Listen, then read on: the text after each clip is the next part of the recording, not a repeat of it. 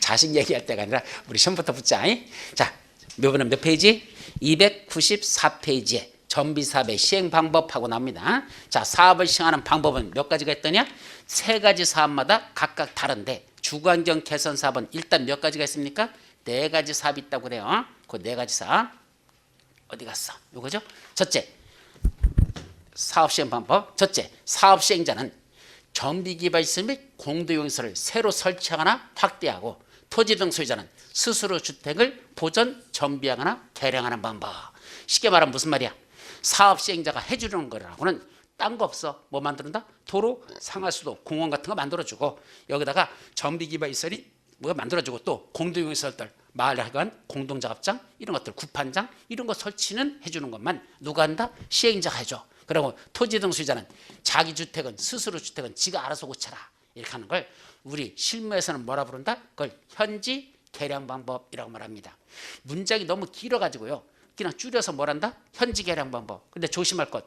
시험 문제에서는 현지 개량 방법이라고 나지 않습니다. 이만 문장 그대로 다 풀어서 이대로 내버립니다. 아셨죠? 근데 줄여가지고 우리 뭐란다? 그냥 현지 개량 방법이라고 이렇게 이해하시기 바랍니다. 자, 두 번째, 정비구역의 전부 또는 일부를 뭐한다? 수용해. 보상비 주고 사들여. 정비구역에 있는 땅들을 거기다 뭘 짓죠? 주택을 건설해. 그래서 그 안에 있는 토지 등 소유자에게 우선 공급하거나 또 하나 있어. 주택을 짓는 게 아니라 대지를 조성해가지고 그걸 토지 등 소유자 또는 토지 등 소유자 외의자에게 공급하는 방법이 있습니다. 이 두 번째 걸 한마디로 무슨 방식을 한다? 수용 방식을 합니다. 수용 방법. 즉 여기 있는 정비구역에 있는 땅들을 보상비 주고 사들였죠? 첫째는 뭘 짓는다?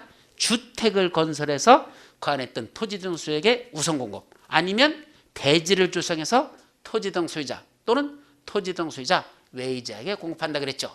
여기 토지 등 소유자 외라는 게 무슨 뜻이죠? 일반 공급이란 얘기야. 그래서 대지 조성해가지고 주택 여기 있는 사람들에게 주고 남는 건 일반 공급해도 좋다. 이게 토지 등 소유자 또는 토지 등 소유자 외의자에게 공급하는 것 수용 방법. 세 번째는 환지로 공급하는 거.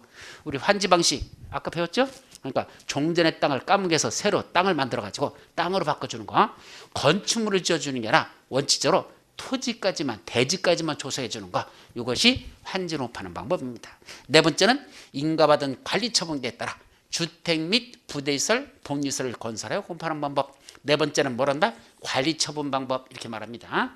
관리처분 방법에 의해서 우리가 지금 배우고 있는 게 관리처분에 관한 걸 배우고 있어요. 사실은 이 정비법의 웬만한 건 관리처분과 관련된 걸 배우고 있는 거거든. 어쨌든 이 관리처분 계획에 따라서 주택도 짓고 부대시설도 짓고 복리시설도 건설해서 공급하는 방법이 있더라.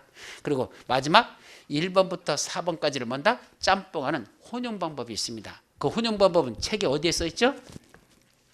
혼용 방법은 박스 바로 위에 써 있어요. 294페이지 박스 바로 위에 보면 주거환경 개선 사업은 다음에 어느 하나에 해당하는 방법 또는 이를 혼용 방법으로 한다 이렇게 되어 있잖아. 그래서 혼용 방법은 그 네 가지 속에 들어있는 거라 네 가지 중에 1, 2번, 1, 3번, 2, 3번 이런 식으로 짬뽕해서 하는 걸 뭐라 한다? 혼용 방법이라고. 이건 따로 써놨지만 어쨌든 크게 보면 5가지가 있는 겁니다. 이걸 주거환경 개선 사업을 시행하는 방법은 저런 식으로 있단다. 종이 하나씩 외워야 돼요. 시험 잘 나. 두 번째, 재개발 사업은 인가받은 관리처분에 따라 뭐 짓는데 건축물을 건설하여 공급하는 방법이라고 돼 있고 두 번째, 환지로 공급하는 방법 딱 2가지. 관리처분 방법, 환지 공급 방법 딱 2가지입니다. 여기는 다 4가지가 아니야. 이건 딱 2가지. 근데 관리처분에서 조심할 게 있어. 위에 주거환경 개선 사업은 관리처분 계획에 따라 뭘 짓는데 주택, 부대시설, 복리시설 3가지죠. 반면에 재개발은 건축물하고 되어 있습니다. 왜 위하고 다를까? 달동네에서는 주택도 짓고 부대시설, 복리시설 짓는 게 주인데 재개발은 그냥 건축물이라고 표현했습니다. 주택이라고 쓰지 않았습니다. 왜 건축물이라고 표현했을까? 이유.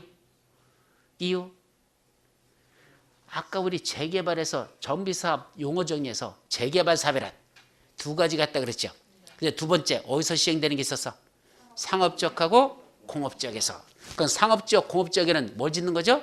거기 있는 건 상업지역에 있는 게 뭡니까? 이런데 상업지역에 있는 게 바로 이 상가, 또 하나 사무실. 상가나 사무실이 상업지역의 주된 건축물들입니다. 맞죠? 공업지역에는 주된 게 공장. 그럼 결국 주택만 있는 게 아니야. 재개발 사업은 주택도 있고 상가도 있고 사무실도 있고 공장도 있고 다 퉁쳐가지고 한마디로 뭐라 표현했다? 건축물 이렇게 한 거예요. 이걸 구분해서 쓰려다 보니까 너무 많아 종류가. 그죠? 그러니까 너무 많으니까 그냥 그 대표적인 용어 건축물 이렇게 썼다는 거. 이게 재개발 사업입니다. 이해되죠? 말귀를 알아들어야지 그 왜 이렇게 쓰는지를 알지. 그래서 그런 상황을 이해하세요. 반면에 재건축 사업 인가받은 관리 처분에 따라 주택, 부대시설, 복리시설 및 오피스텔을 건설해 오파하는 법 이렇게 됐습니다. 자, 재건축은 몇 가지가 나온다? 관리처분 계획이 한 가지밖에 없습니다. 이거 관리처분 환지로 공파하는 거 재건축에서는 없습니다. 상식으로 생각해봐. 재건축에서 환지를 준다는 게 가능할까? 자, 보통 뭐야? 아파트를 가지고 있는 사람들 있잖아. 재건축 공동주택이잖아. 그죠? 그리고 아파트 가진 사람들한테 나중에 까만 개고 뭘 주겠대? 땅으로 주겠대. 그럼 땅 지분이 한 사람당 끼켜봤자 6평인 게 수두룩하거든. 아파트 여러분들 24평 가지고 있고 30평 갖고 있어도요. 토지 지분 따져보면 그거 끼켜봤자 6평도 안 되는 경우가 수두룩합니다. 고층 건물이 들어차있을수록 토지 지분은 더 작아져. 아셨죠? 그러다 보니까 끼켜봤자 땅 면적 6평짜리인데 땅으로 만들어준다면 24평 아파트 가진 사람한테 땅을 주겠대. 나중에 몇 평 준대? 6평 준대. 그럼 6평 갖고 거기다 뭐하냐? 딸내미가 앉아서 속꿉장난하는 장소로 쓰라고? 말이 안 되잖아. 그러니까 그런 데는 뭐는 없다? 환지를 주고 싶어도 줄 만한 땅이 나올 수가 없습니다. 그러니까 결국 뭐 하는 수밖에 없어? 그냥 아파트 새로 짓는 수밖에 없어. 그게 재건축이야. 그래서 재건축에서는 오로지 관리처분 얘기해서 뭘 짓습니까? 주택도 짓고 부대도 짓고 복리시설도 짓고 더 나가서 오피스텔까지 들어갑니다. 요거 오피스텔까지 들어가는 건 무슨 사뿐이다? 예, 여기 재건축 사업밖에 없어요. 오피스텔자 들어가는 건 재건축밖에 없다는 걸 조심하시고 그때 무슨 지역에서만 오피스텔을 공급할 수 있죠? 오피스텔은 그 밑에 무슨 지역에서만 준주거지역하고 상업지역에서만 건설할 수 있습니다. 오피스텔은 다른 지역은 안 돼. 준상위 지역에서만 가능하다. 무슨 지역? 준상위 지역. 준상위가 뭐죠? 준주거지역하고 상업지역 합쳐서 준상위 이렇게 해야 돼. 준상위 지역에서 오피스텔은 얼마까지만 줘야 되죠? 전체 건축물 연면적에 그 재건축하면서 짓는 건축물 있죠? 전체 연면적에 얼마일 거? 100분의 30 이하만 들어갈 것. 그게 중요한 숫자입니다. 그래서 전체 건축물 연면적 중에서 오피스텔은 3분의 1을 넘지 말라. 33%를 넘지 말라는 얘기입니다. 3분의 1 이하만 들어갈 것라는 거. 저기 3분의 1이 아니라 100분의 30 이하만 들어갈 것. 그러니까 30% 이하만 들어갈 것. 이것만 아주 조심하십시오. 전체 건축물 면적의 100분의 30 이하만 오피스텔을 건설할 수 있습니다. 그게 핵심 포인트. 아셨죠? 그래서 정비사업의 시행 방법은 그 정도만 여러분들이 정리하도록 하죠. 자, 298페이지. 이제 사업 시행자로 들어갑니다. 누가 사업 시행자일까? 이거는요 아주 복잡해. 근데 이걸 다 일일이 지금 외우려고 하면 머리 팍 터져. 시험 문제도 잘 나지도 않으면서. 큰 흐름만 한번 정리해. 어떻게 외우나 잘 보세요. 외우는 방법이야. 먼저 사업은 몇 가지가 있다? 세 가지 사업이 있다. 뭐뭐 있다? 주거환경 개선 사업, 재개발 사업, 재건축 사업. 세 가지죠? 자, 그중에 아까 무슨 동네? 달동네 주거환경 개선 사업. 이거 사업 시행 방법을 봤더니 첫 번째 현지 계량 방법이 있었죠? 현지 계량 방법은 어떻게 하는 거라 그랬어? 사업 시행자는 뭐만 만들어줘? 정비개발시설, 공동영설을 새로 설치하거나 확대해주고 토지 등 소유자가 자기 주택은 지가 알아서 스스로 보존정비 개발하라 그랬었죠? 자, 그러다 보니까 달동네에서 사업 시행자가 하는 건 무슨 역할을 한다? 도로 만들어주고 상하수도관 매설해주고 공원 조성해주고 구판장 만들어주고 그런 것들 만들어주죠? 오직 만들어주는 것만 하라는 얘기입니다. 정비기반시설, 공동시설 설치하는 것만 해주라는 얘기야. 기존에 했던 거 더 늘려주고 이런 것만 하래. 그러다 보니까 사업 시행자 입장에서는 뭐 하는 것만 해요? 돈을 퍼질러 넣어주는 것만 합니다. 퍼질러 넣어준다. 돈을 처발르는 것만 하지 따로 거기서 수익 나는 건 없는 게 사업 시행자라는 얘기입니다. 그러면 이런 돈을 퍼넣는 사업만 하는 건 누구만 할 수 있을까? 공공시행자 이해는 못합니다. 민간시행자가 했다가는 다 금방 부도 나가지고 파산 선고 받아야 됩니다. 못한다는 얘기야. 민간시행자는. 그러니까 누구만 한다? 공공시행자. 대표적인 게 누구죠? 시장군수 등. 아까 말한 시장군수 등 있었죠? 특시, 특도, 시장군수, 구청장. 얘들이 지들이 하라는 얘기입니다. 그럼 서초구에서는 누가 하라는 얘기야? 서초구청장 네가 하라는 얘기입니다. 성남시에서는 성남시장 네가 하라는 얘기야. 시장군수 구청장이니까 바로 시장군수 등 이자들이 원칙적인 사업 시행자가 돼야 된다는 얘기입니다. 다만 자기들이 바빠서 못하겠다? 못하겠어 바빠. 그럼 누굴 시키면 돼? 또 공공시행자 있었잖아. 아까 누구 있었어? LH, SH, 한국토지주택공사 등 있었죠. 아까 한국토지주택공사 플러스 지방공사 합쳐서 뭐란다? 토지주택공사 등이란다 했잖아. 걔들 시키면 돼. 그래서 지가 바빠서 못하겠어. 야 LH 니들 가서 하라. 달동네 사업을 시장군수청장들이 시장군수 등이 누구한테 시킨다? 이거 토지주택공사 등에게 시켜서 그자도 보게 할 수 있더라. 이게 무슨 사업이야? 달동네 사업은 대부분이 그런 식으로 시행된다는 것 아셨죠? 따라서 결론 달동네에는 주거환경 개선 사업에는 조합을 설립한다 안 한다? 안 합니다. 조합 설립했다가는 걔들 사업하다가 다 망해버립니다.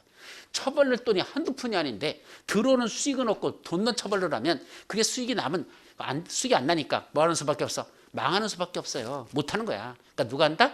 달동네 사업은 공공시행자들이 한단다. 일단 이렇게 기억하라는 얘기죠. 아셨죠? 자, 그러면 재개발 사업과 재건축 사업은 누가 할까요? 이건 누가 하는 게 제일 좋아? 한번 외우지 말고 상식으로 생각해봐. 자, 재개발과 재건축의 공통점 여러분들의 땅이야. 여러분들의 건축물 갖고 있어. 이거 너무 낡아 빠졌잖아. 부시고 새로 짓자 이 말이잖아. 그죠? 누가 갖자? 여러분들이 갖자. 남는 건 1번 분양하면 되고. 그죠? 그렇게 하자는 거잖아. 결론은 간단해요. 여러분들이 갖고 있는 이 토지 건축물이 너무 낡아가지고 노불량화돼 있으니까 부시고 새로 짓자는 얘기입니다. 그러면 개발비는 누가 내야 돼? 새로 짓는 거. 누구 거? 여러분들 거. 부시고 새로 짓면 누가 질 거? 여러분들이 가질 거. 개발비 누가 내야 돼? 여러분들이 내야 되죠. 간단해요. 따라서 너희들 거니까 니들이 개발해서 니들이 가지라는 얘기입니다. 남는 거 있으면 뭐 하면 되고 일반 분양에서 늘 사업비 좀 줄이고 그렇게 하라는 얘기야. 이게 원칙이거든. 무슨 사업? 재개발, 재건축은 그렇다는 얘기입니다. 그럼 재개발, 재건축에서는 누가 하면 될까? 토지 등 소유자. 그런데 안 합니다. 토지 등 소유자가 원칙이 아닙니다. 왜? 재개발과 재건축은요. 사람 수가 한두 명이 아니야. 장난이 아니야. 우리 아파트 단지 하면 적어도 몇백 세대, 몇천 세대 이런 경우 있죠? 재개발하는 지역 가봐. 구역 이렇게 보면 거기 소유자들 적어도 수백 명이 됩니다. 그럼 수백 명이나 수천 명이 모여가지고 니들이 하라? 너무 많으면 사국이 많으면 배 걸리가 산으로 가. 안 돼. 그러니까 니들은 직접 하지 말고 뭘 설립하라는 얘기야? 조합을 설립하라는 얘기야. 그래가지고 조합 운영하지. 니들이 직접 하기는 쪽수가 너무 많다. 사람 수가 너무 많다는 얘기입니다. 결국 재개발 조합, 재건축 조합을 설립해서 하는 게 대원칙입니다. 다만 재개발 사업에 있어서만 아까 뭐에서 시행되는 거 있었죠? 상업지역, 공업지역. 그 상업지역, 공업지역에서 누가 할 수 있어? 상가 소유자들 또는 공장 소유자들이 사업을 시행할 수 있어. 그럼 걔들도 조합을 꼭 설립해야 될까? 안 해도 돼. 어떤 경우에? 자, 지금 요 안에 봐봐. 지금 우리 여기 있는 상업지역에 있는 요 건물들, 이 건물은 구분소유권으로 돼 있나? 여기는 통상가로 돼 있나? 아, 몰라? 아, 원장님한테 물어봐야 되는데. 그죠? 이게 구분소유권으로 되는 건지 통상가인지 모르겠어. 근데 이 정도 큰 건물은 대부분이 구분소유권으로 나눠버립니다. 그래서 이거 호실로 몇 호, 몇 호, 몇 호 이런 식으로 쪼개가지고 밑에 1층은 분양하는데 평당 얼마, 2층은 분양하는데 평당 이렇게 줘. 그 각 층별로 다 분양가가 달라지는 건 결국 뭐 한다는 얘기야? 구분 소유권을 갖는다는 뜻이고, 그러니까 소유자들이 다 달라. 각 호실마다. 그렇지 않고 경우에 따라서 뭐 할 수 있죠? 그냥 내가 건물 다 줘놓고 누구 거야? 내 거야. 그리고 전체 다 뭐 주면 돼? 쪼개가지고 임대 주면 되잖아. 이런 나를 뭐라 부른다? 이러한 나를 뭐라 부른다? 부자라고 한다. 뭐 그렇게 자꾸 어렵게 생각해. 간단히 생각하니까. 이 건물 하나만 갖고 있어봐. 이거 몇 층짜리야? 8층짜리 빌딩 하나 갖고 있고 세 주면 아마 한 달에 세 수입만 해도 아마 한 1억 가까이 나오지 않을까? 하여튼 그 정도 나오면 부자 아니야? 얼마나 더 부자이기를 바래. 한 달에 1억 벌으면 됐지. 그러니까 되잖아. 자, 이런 사람들이 몇 명이 모인다는 얘기야? 10대 명이 모여.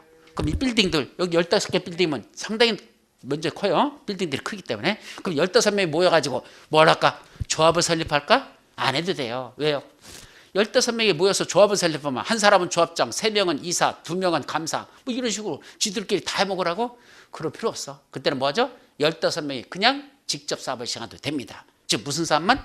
재개발 사업만. 상업지역에 있는 상가주인들, 공업지역에 있는 공장주인들, 그 사람이 20명 미만이 모여가지고 자들끼리 직접 사업을 시작하는 거 된다 안 된다? 됩니다. 그래서 재개발 사업은 토지 등 소유자가 몇 명일 때 요거 이게 중요해. 토지 등 소유자 몇 명일 때 20인 미만인 경우 미만이야. 토지 등 소유자가 20인 미만인 경우에는 누가 직접 할 수 있다? 토지 등 소유자들이 직접 사업을 시행할 수 있다는 얘기입니다. 그래서 원래는 재개발도 재개발조합에 하고 재건축도 재건축조합에 하는 게 원칙인데 다만 재개발 사업에서만 토지 등 소유자가 20명 미만이면 20인 미만이면 그때는 토지 등 소유자가 직접 사업 시행자가 될 수 있더라. 이렇게 정리하는 게 원칙입니다. 아셨죠? 그러니까 이제 대원칙. 달동네는 누가 한다? 공공시행자들, 특히 시장운수 등이 하는 게 원칙. 예외적으로 토지주택공사 등을 지정해서 하는 경우가 있더라. 이렇게 정리하고 반면에 재개발 재건축은 너희들 거니까 니들끼리 뭘 설립해서 하라? 조합을 설립해서 하는 게 대원칙. 다만 재개발 사업은 그 토지 등 소유자가 20인 미만이면 니들 토지 등 소유자 직접 해도 좋다. 이렇게 정리하고 그 자들이 혼자 하기 힘들으면 다른 자하고 공동으로 시행하는 것도 있을 수 있어. 공동시행자도 있고 경우에 따라서는 재개발과 재건축을 누가 한데 공공시행자가 하는 경우도 있어요. 시장운수 등이 직접 하는 경우도 있고 토지주택공사 등을 지정해서 니들이 하라. 또는 지정개발자를 지정해서 그 자부가 하는 경우가 있더라. 그게 여러분들 책에 쭉 다음 페이지까지 해서 공공시행자, 지정개발자 하면서 한참 나와요. 아셨죠?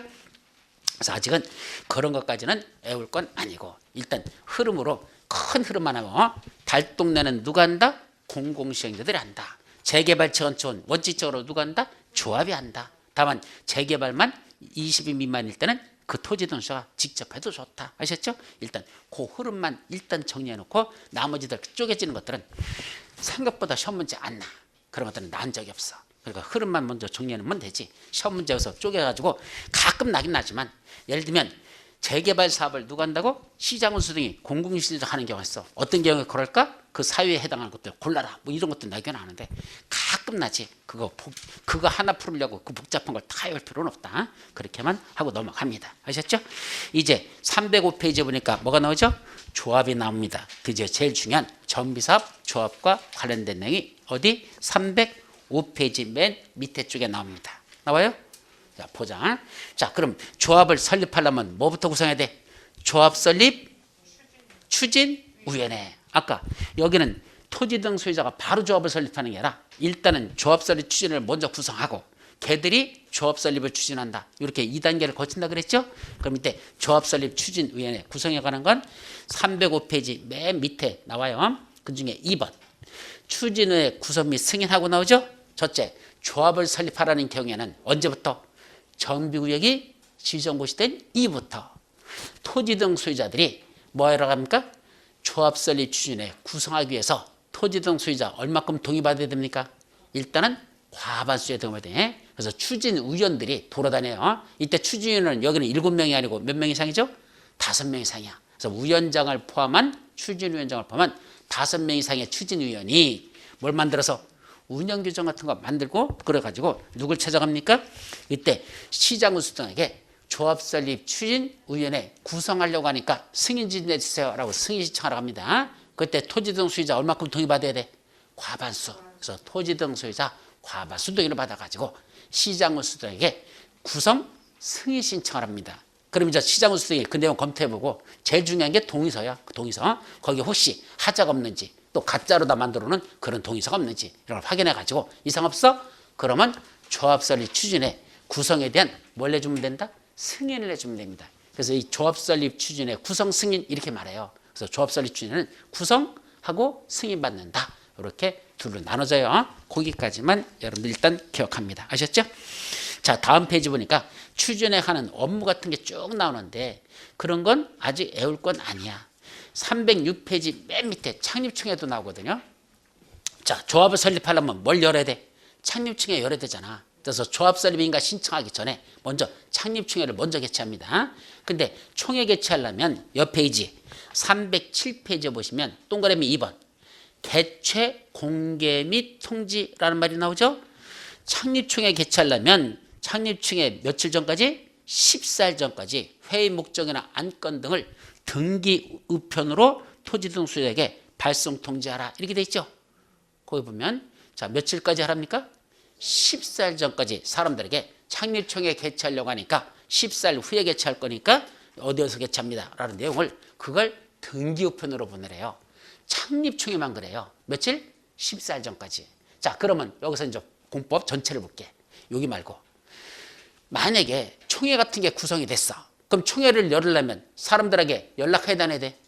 조합원들한테 연락해야 되죠? 자, 조합원 여러분, 이번에 이러이러한 안건을 가지고 총회에 붙이려고 하니까 몇 월 며칠 날 어디에서 할 거니까 언제 그때까지 참석하시기 바랍니다. 라고 그거 보낼 거 아니야. 보통은 총회 개최 예정일 며칠 전까지 그거 발송해야 될까? 예, 7일 전에요. 우리 공법에서 대부분의 숫자는 며칠 전까지? 7일 전까지 됐습니다. 근데 뭐만? 창립총회 개최만 7일 전이라 며칠이다? 요것만 14일 전까지다. 이렇게 됐습니다. 아셨죠? 요 하나는 14일이라는 게 예외야. 나머지들은 다 총회 개최하려면 며칠 전까지 알려라?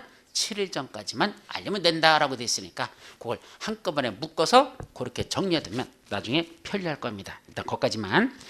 자, 그리고 이제 다음 페이지에 보면 308페이지에 전비사업 조합 설립 인가받는 게 나옵니다. 그죠? 자, 이제 뭐가 나오죠? 조합 설립 인가받기 위한 동의요건이 나옵니다. 요게 시험 문제에서 아주 밥 먹듯이 잘 나는 거야. 조합 설립 인가받기 위한 동의원, 즉 조합 설립 추진회가 구성돼 가지고 시장 우수 등에게 뭐 받으러가죠? 조합 설립 인가 신청이 들어가던 시장 우수 등에게 조합 설립 인가 내주세요라고 인가 신청 들어갈 때 뭘 받아야 된다? 동의서를 첨부해서 인가 신청 들어갑니다. 그때 재개발 조합을 설립할 때는 얼마큼의 동의 받고 재건축 사업을 시행할 때는 얼마큼의 동의서를 첨부해야 되냐 이겁니다. 자, 먼저 재개발 사업은 얼마 받으래? 그 재개발 조합을 설립하는 그 구역 안에 있는 토지 등 소유자 4분의 3 이상의 동의와 토지 면적 2분의 1 이상의 토지 소유자의 동의 받아라 라고 돼 있어.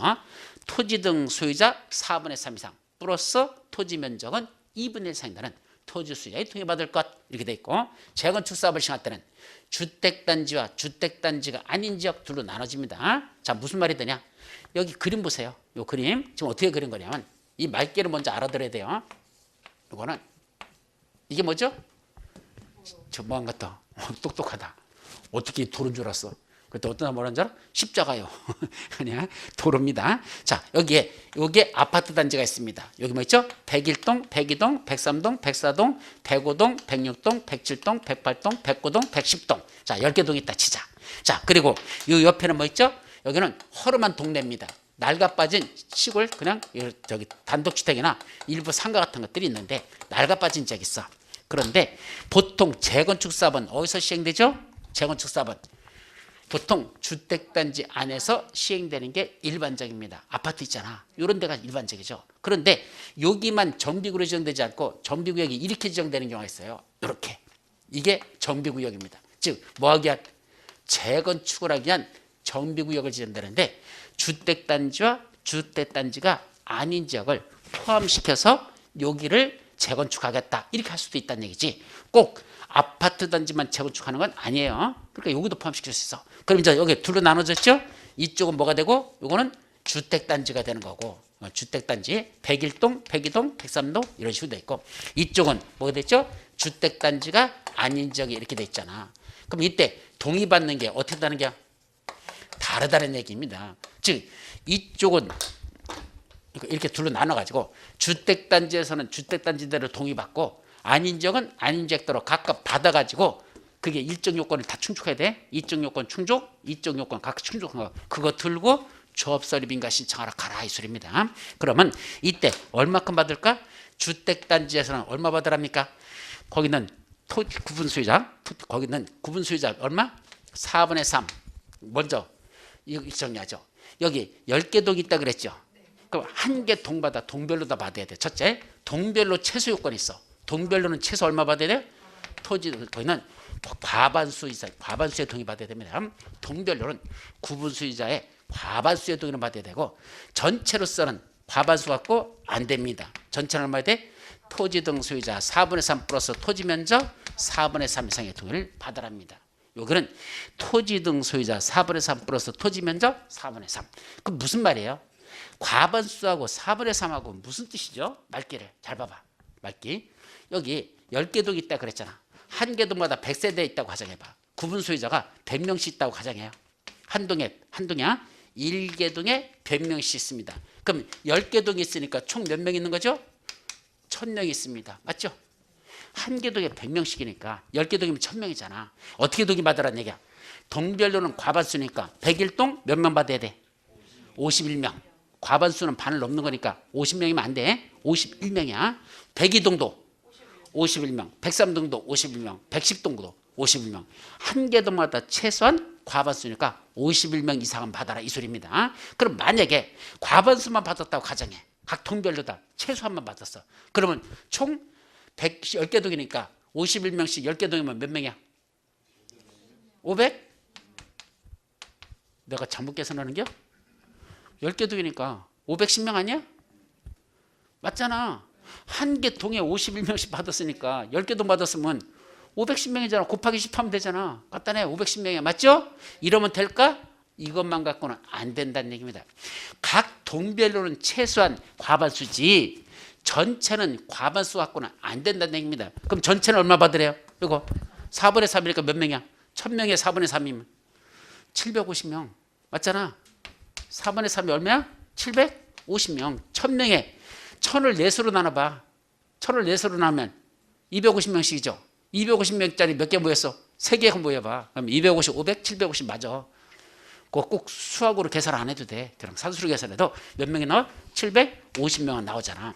결국 한 개 동마다 최소한 51명은 받아야 되지만 전체로서는 510명 갖고는 안 되고 전체는 몇 명 준축해야 돼? 750명은 돼야 돼요. 그러니까 한 개 동에서 51명밖에 안 나왔으면 나머지 동은 적어도 100명 중에 80명, 90명씩 이렇게 나와야 겨우 전체적으로는 750명이 나올 수 있다는 얘기야. 그래서 동별로만 과반수지 전체는 4분의 3, 75%가 돼야 된다 이 소리입니다. 아셨죠? 자, 어쨌든 그리고 면적으로 따져도 면적이 얼마야 돼? 전체 4분의 3 이상의 동의도 받아야 동시효권이야. 그래야 주택단지에서는 조합설립 인가협견 동의효권을 충족했죠. 자, 주택단지가 아닌 지역은 여기는 동별로 따질 수가 없잖아. 동의 아니죠? 그 어떻게 되죠? 토지 또는 건축물의 소유자 있죠? 이분들 얼마? 4분의 3 이상의 동의 플러스 토지 면적 3분의 2 이상의 동의를 받아라. 이렇게 되어 있습니다. 자, 이거는 무슨 사업이죠? 재건축에서는 이렇게 하라는 얘기입니다. 그럼 재개발 사업은 얼마 받으라는 얘기고 아까 재개발은 4분의 3 플러스 2분의 1상의 동의 받아라 이랬었잖아. 그죠? 그러면 암기하는 법, 이 복잡한 숫자들을 다 언제 외웁니까? 어떻게 외운다고 그랬죠? 암기법. 위에 있는 분자만 외워. 이것들 있죠? 분자만 외우면 돼. 여기는 과반수 3, 3. 그리고 밑에는 뭐죠? 하나씩만 더 더하면 돼. 분자에다 하나를 더하면 분모가 되는 거야. 몇 분의 몇, 몇 분 이렇게 나가니까. 그죠? 4분의 3, 3 하나 더하면 4잖아. 1 더하기 하나, 2. 그죠? 다 하나씩만 더하면 밑에 있는 숫자가 나옵니다. 그럼 어떻게 외우더냐? 이렇게 하세요. 외우는 방법이야. 3일절 날. 재개부터 순서대로 그대로 하면 돼. 3일절 날. 앞으로 3일절 며칠 안 남았죠? 좀 있으면 3일절이야. 3일절 날 뭐 한답니까? 주택단지 안에서는 주택단지 아파트단지 안에서는 뭐랬네? 과반수가 3, 3만 돼. 뭐라고? 과반수가 3, 3만 돼. 주택단지가 아닌 지역에서는 3년 중에 2년이 이쁘다. 이렇게 그래요. 이게 무슨 말인지 또 알아야지. 자, 암기법이야. 3일절은 노는 날입니까? 직장 나가는 날입니까? 빨간 날이죠. 쉬는 날이잖아. 그럼 여러분들 직장 다니는 사람들 아침에 조금 늦잠 자고 일나가지고 일단 뭐부터 한다? 쓰레기부터 버리러 분리쓰레기장으로 갑니다. 그럼 분리쓰레기장 가면은 그때 나오시는 그 아주머니들 화장하고 나오십니까? 그냥 자던 얼굴로 그냥 나오십니까? 그때는 누구는 화장하고 나온대. 대단하다 그랬어. 아니 잠자다가 쓰레기 버리러 나오는데 쓰리퍼 끌고 나오면서 무슨 화장까지 하고 나오냐. 대부분이 그냥 나옵니다. 그러니까 맨 얼굴이잖아. 민낯이 보입니다. 그 민낯은 얼마나 이쁘죠? 과반수가 3, 3합니다. 그러면 100명이 만약에 나오셨다면 그 100명 얼굴을 보면 이뻐 보이는 사람은 몇몇 밖에 없다? 51명. 과반수니까 과반수가 3, 3하다. 우리 3, 3하다는 건 괜찮다 이런 뜻이잖아. 그러니까 3, 3하다 이렇게 하면 돼. 과반수가 3, 3하다. 100명 중에 51명 이뻐 보인다는 얘기입니다. 반면에 주택단지가 아니죠. 바로 밖으로 나가봐. 아파트단지 밖에 나가면 나가실 때 그냥 나갑니까? 얼굴에 그래도 뭐라도 찍어 바르고 나갑니까? 찍어 바르고 나가시잖아. 그러니까 더 이뻐 보일까? 덜 이뻐 보일까? 더 이뻐 보잖아. 얼마가 이쁘죠? 3년 중에 2년이나 이쁘답니다. 그럼 3명 중에 2명이니까 얼마야? 3분의 2잖아. 3명 중에 2명 3분의 2죠? 그럼 퍼센트로 따지면 몇 퍼센트야? 3분의 2. 66%, 66%야. 따라서 주택단지 안에서는 과반수가 33에서 51%가 33인데 주택단지 안에서는 3명 중에 2명, 그러니까 66%가 되니까 차이가 얼마가 나죠? 15%가 납니다. 요거는 51%, 요거는 66%. 그죠? 15% 차이 나잖아. 그 15%가 무슨 빨이다? 바로 화장빨이더라 얘기입니다. 그래서 주택단지 안에서는 과반수만 33인데 주택단지가 아닌 지에서는 3년 중에 2년 이쁘더라 얘기입니다. 그랬더니 교수님 꼭 말을 써도 꼭 3년 중에 2년이라는 말을 써야 됩니까? 그냥 3명 중에 2명이라고 하면 안 됩니까? 예, 이거 제가 쓴 게 아니고 옛날에 저 평택에서 강의할 때 이거 강의하던 시간에서 그냥 숫자 이렇게 외우라고 했어. 뭐 이렇게 나오니까. 그랬더니 잠깐 나간 사이에 사람들끼리 모여가지고 저기 이제 아줌마들끼리 모여가지고 막 깔깔거리고 막 웃는 거야. 뭐가 그렇게 재밌어요? 했더니 교수님 이거 한번 들어보세요 하면서 얘기를 하는 거야. 이걸 얘기하는 거야. 그분이 57세 정도 되는 분이었었습니다. 여자분이. 그분이 암기법을 지가 그런 식으로 이렇게 외운다고 한 거야. 다른 사람한테 얘기를 해주는 거야. 그래서 지들끼리 껄껄거리고 웃고 있는 거야. 처음에는 듣고서 그러니 했어. 수업 끝나고 나중에 전철 타고 집에 오는데 아까 했던 그 얘기했던 게 머릿속에서 생각이 나는 거 있죠.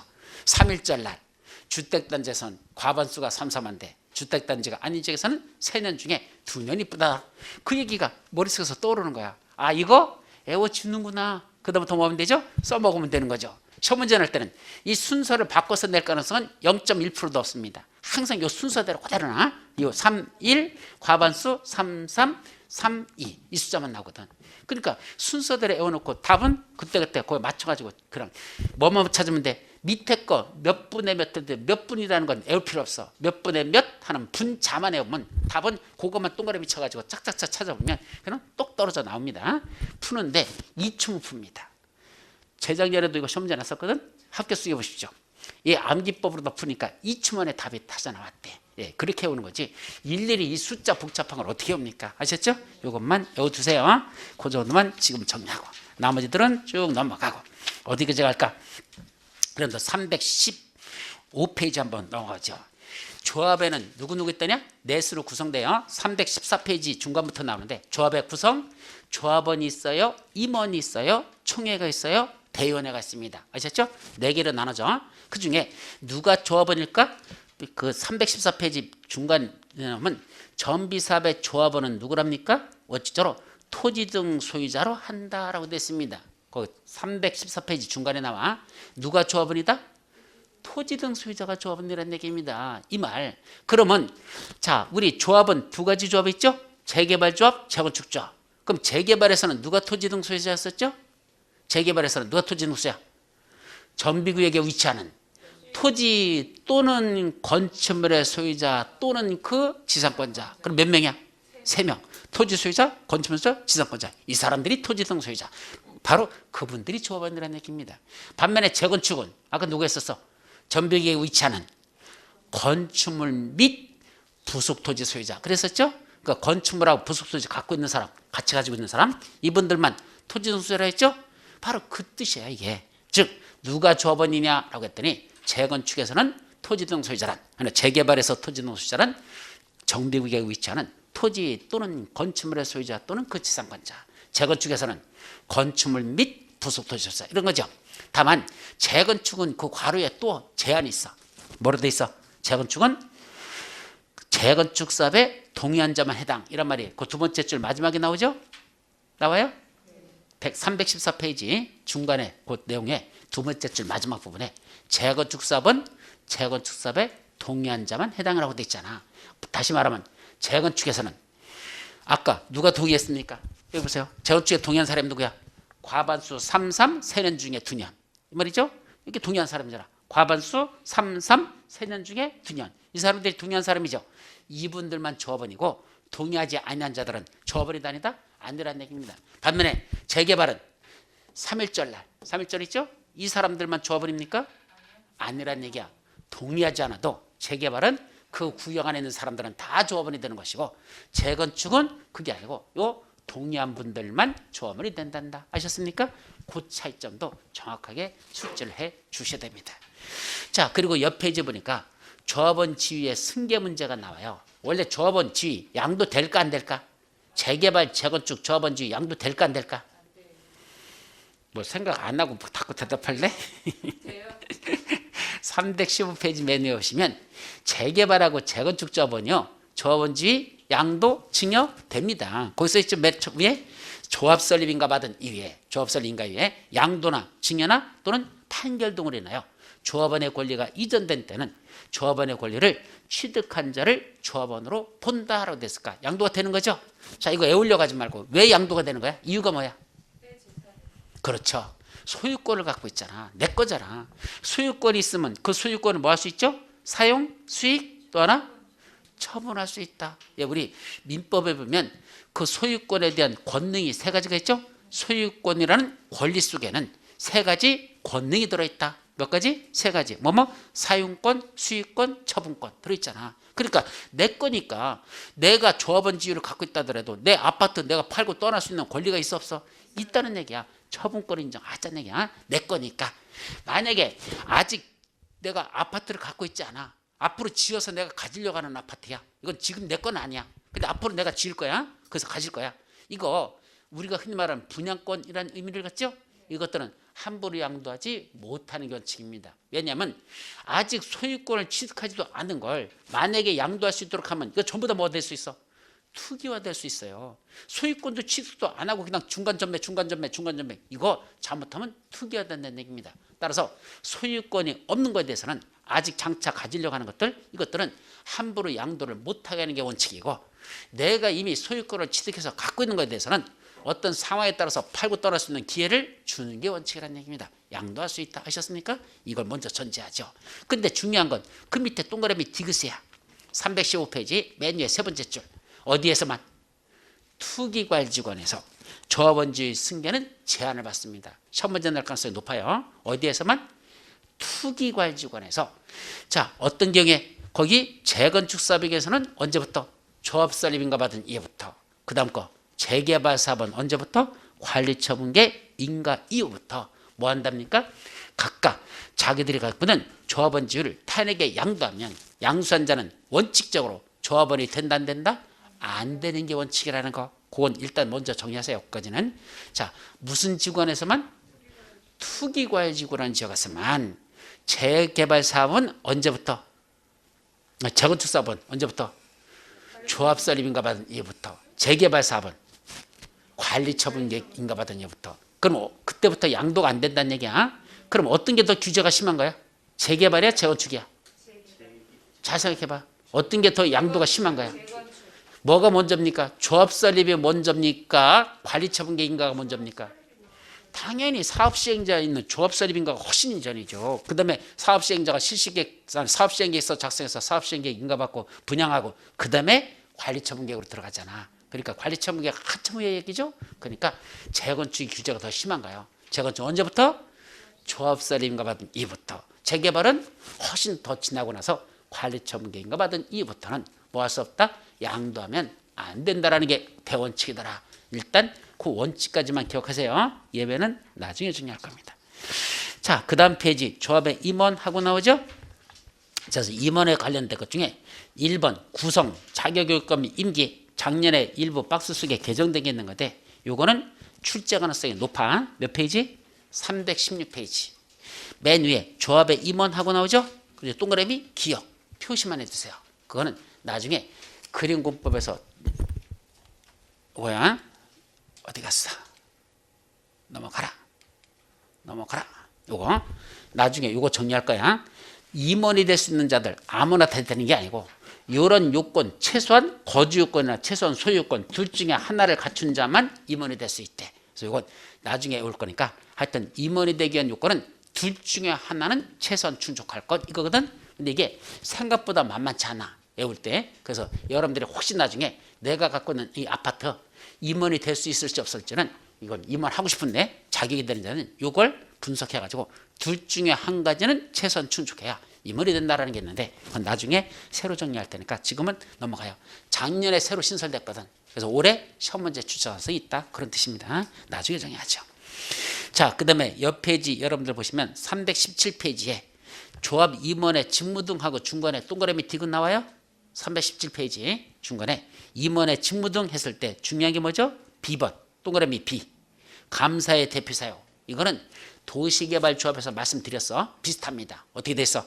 조합장 또는 이사가 누구로 해서 지들 자기로 해요. 뭔데? 조합과 계약이나 소송을 할 때는 누가 조합을 대표한다 그랬죠? 지난달 했었어. 지난주에 했었어. 감사가 조합을 대표한다라는 거. 이것도 중요한 거니까 여러분들이 기억해 두시고 뭐 겸임금지 같은 것도 여러분들이 보시면 될 것이고요. 이제 넘어가서 다음 이제 총회와 관련된 게 나오는데 총회는 출석정 수소, 의결정 수소 아직은 너무 복잡해. 거기까지 여기는 복잡하고 여러분들 320페이지에 보시면 그 대의원회라는 게 나오죠. 그래서 대의원회 중에서는 맨 첫 번째 거 필수적 기관이라고 돼 있잖아. 대의원은 어떤 경우에는 반드시 들어갑니까? 조합원의 숫자가 몇 명 이상일 때 100명 이상일 때는 반드시 대의원회를 둘 수 있다 두어야 한다. 두어야 한다. 이거 둘 수 있다냐. 적어도 조합원 숫자가 100명 이상 돼요. 반드시 대의원회를 두어야 한다라고 외우시고 그 옆 페이지 맨 꼭대기에 미음번 대의원회 겸임금지 하고 나오죠. 누구? 조합장이 아닌 조합 임원들. 그럼 누구 있어? 이사, 감사. 임원은 셋이에요. 조합장, 이사, 감사 이렇게 셋인데 그중에 조합장이 아닌 나머지 이사나 감사들 있죠? 이 사람들은 뭐가 될 수 없다? 대의원이 될 수 없다라는 걸 조심합니다. 왜 그럴까? 이유가 뭐지 그거? 조합장이 아닌 이사, 감사들은 대의원이 될 수 없다. 그럼 조합장은 뭐가 된다는 얘기야? 대의원이 된다는 얘기야. 왜냐하면 대의원에도 회의를 열으면 회의를 주재하는 자가 있어야 될 거냐. 그 대의원의 의장. 대의원의 의장이 누구더냐? 조합장이에요. 지가 조합장이 대의원의 의장입니다. 그러니까 지가 당연히 자기는 대의원이 되는 것이고 나머지 이사, 감사는 뭐가 될 수 없대? 대의원이 될 수 없대요. 왜 그랬을까요? 이유. 자, 성격을 잘 봐봐. 임원들은 조합장이나 이사들 이런 사람들은 무슨 기관이죠? 우리가 흔히 말하면 집행기관이라고 합니다. 자기들이 일을 추진하고 지들이 해나가는 실제 업무 보는 자들이야. 우리 행정부처로 따지면 무슨 부야? 입법, 사법, 행정 중에 걔들은 어디에 속해? 행정부죠. 행정부야. 집행기관이야. 그죠? 근데 총회는 무슨 기관이죠? 의결기관. 총회는 한마디로 따면 국회 입법부야. 최고 의결기관이야. 근데 조합원들 전체가 모인다는 건 벅차니까 니들 중에 대표를 뽑아가지고 대의원회를 구성했죠? 그 대의원회도 총회 권한을 대행하는 거니까 결국 무슨 기관이야? 의결기관입니다. 그러니까 임원은 집행기관으로 보시면 되고 대의원은 의결기관이라는 얘기입니다. 그런데 이 의결기관에 누가 겨들어와? 집행기관에 있는 이사감사가 여기 들어와 버리면 지들이 뭐 하는 거죠? 지들이 결국은 만들어가지고 지들이 다 집행하는 거잖아. 그걸 흔히 뭐라죠? 다 해쳐먹는다 이렇게 말합니다. 지들이 의결도 하고 지들이 집행도 하고 이러면 지들이 다 해쳐먹을 수 있다는 얘기야. 그래서 그걸 막겠다는 얘기죠. 우리 정치학을 처음에 공부하니까 정치학 제가 대학교 들어가서 첫 시간에 뭐라는지 알아? 절대적인 권력은 절대적으로 부패한다. 이거부터 나옵니다. 책 첫 표지에 절대적인 권력은 절대적으로 부패한다. 부패한데 absolute power is absolutely corrupted 이렇게 돼 있거든. 그러니까 절대적인 권력은 절대적으로 부패한데 그래서 뭘 만들어놨어? 삼권분립이라는 걸 그래서 만드는 것이고 어느 한쪽의 권력이 치우치는 순간 그 권력은 뭐 할 수밖에 없다? 부패한다는 뜻이거든요. 그래서 이걸 막기 위해서 삼권분립입니다. 여기도 마찬가지야. 누가 이사감사들이 뭐까지 해버리면 지들이 의결해가지고 지들이 다 만들어가지고 지들이 다 집행해버리면 이거는 다 해쳐먹을 수 있다는 얘기야. 그래서 겸직을 못하게 합니다. 다만 조합장만 대의원의 의장이기 때문에 걔는 겸직이 허용된다라는 뜻이고 아셨죠? 그 정도만 외워두시기 바랍니다. 자, 그 다음에는 주민대표회의가 작년도 시험 문제 났습니다. 이거 한 10년에 한 번 나는 문제거든. 근데 주민대표회의 났으니까 앞으로 10년 동안은 안 날 겁니다. 그래서 지금은 볼 필요가 없습니다. 다음 페이지 보니까 이제 사업시행자가 뭘 만들어 했어 아까? 사업시행 계획서 작성해서 사업시행 계획 인가받으라 그랬죠? 그래서 이건 쭉 나오는데 시험 문제가 자주 나진 않아. 그래서 이건 그냥 사업시행 계획서 작성해서 사업시행 계획 인가받는다. 지금은 그 정도만 정리하고 넘어가도 됩니다. 다음 330페이지 가보니까 정비사업 시행을 위한 조치하고 나오죠? 네, 사업 시행자가 이제 사업에 들어가기 전에 필요한 몇 가지 제일 중요한 게 뭐죠? 필요한 조치로서 제일 중요한 거 시공자 선정입니다. 여기도 그래요. 도시개발법에서도 시공자 선정 해지 공사잖아. 여기서도 똑같이 누가 있어야 돼? 시공자 선정해서 공사를 누가 할 것이냐. 그래서 시공자 선정에 관한 것들 또 다음 332페이지 맨 밑에 임시거주시설, 임시상가 설치들 뭐 이런 것들이 쭉 나오면서 사업에 필요한 몇 가지 조치들이 되게 많아요. 그래도 쭉 넘어가서 어디까지야? 무려 342페이지까지 사업 시행에 필요한 몇 가지 조치들이 쭉 나오는데 여기는 가끔 나긴 나. 근데 한 두 개 정도만 찍어서 정리하고 나머지들은 다 안 볼 겁니다. 여기는 이 많은 걸 어느 천년에 다 외웁니까? 자, 넘어가서 343페이지. 이제 뭐죠? 사업 시행자가 아까 할 일이 뭐라 그랬어?